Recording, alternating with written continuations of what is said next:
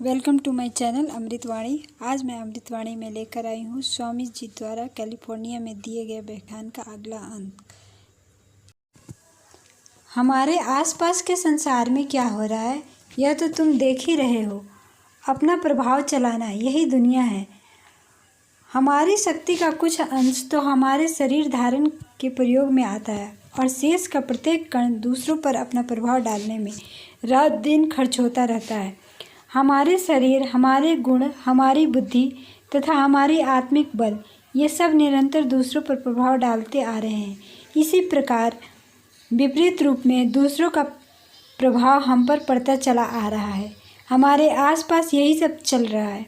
एक स्थूल उदाहरण लो। एक व्यक्ति तुम्हारे पास आता है, वो खूब पढ़ा लिखा है, उसकी भाषा भी सुंदर है, वह तुमसे 1 घंटा बात करता है, फिर भी वह अपना प्रभाव नहीं छोड़ पाता। दूसरा व्यक्ति आता है, वह मात्र कुछ शब्द बोलता है, शायद वे व्याकरण शुद्ध और व्यवस्थित भी नहीं होते, लेकिन फिर भी वह प्रभाव डाल जाता है। यह तो तुम में से अनेक ने अनुभव किया होगा। इससे स्पष्ट है कि मनुष्य पर जो प्रभाव पड़ता है वह केवल शब्दों द्वारा ही नहीं होता। शब्द ही नहीं, विचार भी संभवतः प्रभाव का 1/3 अंश ही उत्पन्न करते होंगे, परंतु शेष 2/3 प्रभाव तो उसके व्यक्तित्व का ही होता है। जिसे तुम व्यक्तिगत चुंबक कहते हो, वही प्रकट होकर तुमको प्रभावित कर देता है। हम लोगों के परिवार में मुख्य संचालक होते हैं। इनमें से कोई संचालक घर चलाने में सफल होते हैं और कोई नहीं। ऐसा क्यों? जब हमें असफलता मिलती है तो हम दूसरों को कोसते हैं। जैसे ही मुझे असफलता मिलती है वैसे ही मैं कह उठता हूँ कि अमुक अमुक मेरी असफलता के कारण है। असफलता आने पर व्यक्ति अपनी कमजोरी और अपने दोष को स्वीकार नहीं करता। प्रत्येक व्यक्ति यह दिखाने का प्रयास करता है कि वह निर्दोष है और सारा दोष वह किसी व्यक्ति पर, किसी वस्तु पर और अंत में दुर्भाग्य पर मरता चाहता है। जब घर का मुखिया असफल हो तो उसे स्वयं से यह प्रश्न पूछना चाहिए कि कुछ लोग अपना घर किस प्रकार इतनी अच्छी तरह चला सकते हैं तथा कुछ क्यों नहीं। तब तुम्हें पता चलेगा कि यह अंतर उस व्यक्ति के कारण है। उस व्यक्ति के व्यक्तित्व के कारण ही अंतर पड़ता है।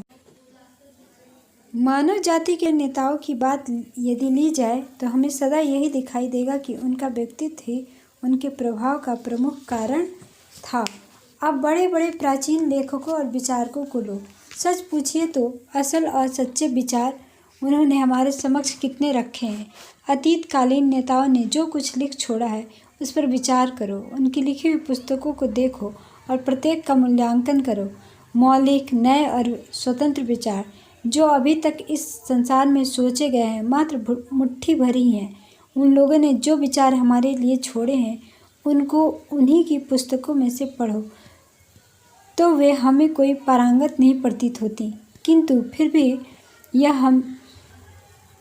भी हम यह जानते हैं कि अपने समय में वे दिग्गज व्यक्ति थे। वह मात्र उनके सोचे हुए विचारों या उनकी लिखी हुई पुस्तकों के कारण नहीं था और न उनके दिए हुए भाषणों के कारण ही था, बल्कि किसी एक दूसरी ही बात के कारण जो अब निकल गई है, और वह है उनका व्यक्तित्व। जैसा मैं पहले यह कह चुका हूँ, व्यक्तित्व 2/3 अंश होता है और शेष 1/3 अंश होता है मनुष्य की बुद्धि और उसके कहे हुए शब्द। सच्चा मनुष्यत्व या उसका व्यक्तित्व वस्तु है जो हम पर प्रभाव डालती है। हमारे कर्म हमारे व्यक्तित्व की बाह्य अभिव्यक्ति मात्र है। प्रभावी व्यक्तित्व कर्म के रूप में ही व्यक्त होगा ही। कारण के रहते हुए कार्य का प्रादुर्भाव अवश्यंभावी है। समस्त शिक्षा तथा प्रशिक्षण का एकमात्र उद्देश्य मानव का निर्माण होना चाहिए। यदि हम यह न करके केवल बहिरंग पर ही पानी चढ़ाने का सदा प्रयास करते हैं, जहाँ व्यक्तित्व का ही अभाव है, जहाँ मात्र बहिरंग पर पानी चढ़ाने का प्रयास करने से क्या लाभ। सारी शिक्षा का ध्येय है मनुष्य का विकास। वह व्यक्ति जो अपना प्रभाव सभी पर डालता है, जो साथियों पर जादू सा कर देता है, शक्ति का एक महान केंद्र है और जब वह व्यक्ति तैयार हो जाता है वह जो चाहे कर सकता है। यह व्यक्तित्व जिस वस्तु पर प्रभाव डालता है उसी वस्तु को कार्यशील बना देता है। अब हम यह देखते हैं कि यद्यपि यह बात सत्य है, फिर भी कोई भौतिक सिद्धांत जो हमें ज्ञात है इसकी व्याख्या नहीं कर सकता। रासायनिक या भौतिक ज्ञान इसकी व्याख्या कर सकता है। कितनी ओसजन, कितनी ऑक्सीजन, कितनी हाइड्रोजन, कितना कोयला या कितने परमाणु और कितनी विभिन्न अवस्थाएं उसमें मौजूद, कितने सेल आदि इस गूढ़ व्यक्तित्व का स्पष्टीकरण कर सकते हैं। फिर भी हम देखते हैं कि यह व्यक्तित्व एक सत्य है। इतना ही नहीं, बल्कि यही प्रकृति मानव है। यही व्यक्ति की सब क्रियाओं को अनुप्रमाणित करता है, सभी पर प्रभाव डालता है, साथियों को कार्य में प्रवृत्त करता है तथा उस व्यक्ति के लय के साथ विलीन हो जाता है। उसकी बुद्धि, उसकी पुस्तक और उसके किए हुए कार्य, ये सब तो केवल पीछे रह गए कुछ चिन्ह मात्र हैं। इस बात पर विचार करो। इन महान धर्माचार्यों की बड़े बड़े दार्शनिकों से तुलना करो। इन दार्शनिकों ने अपनी आश्चर्यजनक पुस्तकें लिख डाली हैं, किंतु फिर भी शायद ही किसी के अंतर्मानव को, व्यक्तित्व को उन्होंने प्रभावित किया हो। इसके विपरीत महान धर्माचार्यों को देखो, उन्होंने अपने जीवन काल में सारे देश को झकझोर दिया था। व्यक्तित्व ही था वह जिसने यह अंतर उत्पन्न किया। दार्शनिकों में यह प्रभाव डालने वाला व्यक्तित्व नाम मात्र ही होता है और महान धर्म संस्थापक का वही व्यक्तित्व प्रचंड होता है। पहले में बुद्धि तथा दूसरे में जीवन होता है। पहला मानव केवल एक रासायनिक प्रक्रिया है जिसके द्वारा कुछ रासायनिक उत्पादन इकट्ठे होकर आपस में धीरे धीरे संयुक्त हो जाते हैं और अनुकूल परिस्थिति होने से या तो उनमें प्रकाश की दीप्ति प्रकट होती है या वे असफल ही हो जाते हैं। दूसरा एक जलती हुई मशाल के समान है जो शीघ्र ही एक दूसरे के समान दूसरों को प्रज्वलित करता है।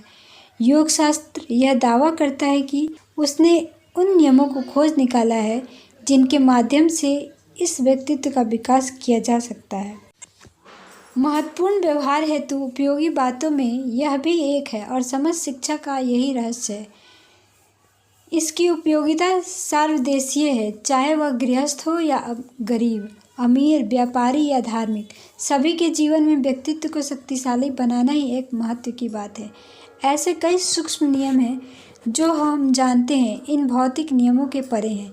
तात्पर्य यह है कि भौतिक जगत, मानसिक जगत अथवा आध्यात्मिक जगत, इस प्रकार की कोई नितांत स्वतंत्र सत्ताएं नहीं है। जो कुछ है सब एक तत्व है। अथवा हम इस प्रकार कहेंगे कि यह सब एक ऐसी शुंडाकार वस्तु है जो यहाँ पर स्थूल है और जैसे जैसे वह ऊंची चढ़ती है वैसे वैसे वह सूक्ष्म होती जाती हैं। सूक्ष्मतम को हम आत्मा कहते हैं और स्थूलतम को देह। और जो कुछ छोटे प्रमाण में इस शरीर में है वही बड़े प्रमाण में संसार में है। जो पिंड में है वही ब्रह्मांड में है। यह हमारा विश्व ठीक इसी प्रकार का है। बहिरंग में स्थूल घनत्व है और जैसे जैसे यह ऊंचा उठता है वैसे वैसे यह सूक्ष्मतर होता जाता है और अंततः ईश्वर स्वरूप बन जाता है। हम यह भी जानते हैं कि सर्वाधिक शक्ति सूक्ष्म में है, स्थूल में नहीं। एक व्यक्ति भारी वजन उठाता है, उसकी पेशियां फूल जाती हैं और सारे शरीर पर परिश्रम के चिन्ह दिखने लगते हैं। हम समझते हैं कि पेशियां बहुत शक्तिशाली वस्तु हैं, किंतु वास्तव में जो पेशियों को शक्ति देती है वे तो धागे के समान पतली नाड़ियां हैं। जिस क्षण उन तंतुओं में से एक का भी संबंध पेशियों से टूट जाता है उसी क्षण वे पेशियां काम की नहीं रह जाती हैं। ये छोटी छोटी नाड़ियाँ किसी अन्य सूक्ष्मतर वस्तु से अपनी शक्ति ग्रहण करती है और सूक्ष्मतर वस्तु फिर अपने से ही भी अधिक सूक्ष्म विचारों से शक्ति प्राप्त करती है। इसी प्रकार यह क्रम चलता रहता है। इसलिए वह सूक्ष्म तत्व ही है जो शक्ति का अधिष्ठान है। स्थूल में होने वाली गति हम अवश्य देख सकते हैं, किंतु सूक्ष्म में होने वाली गति हम नहीं देख सकते।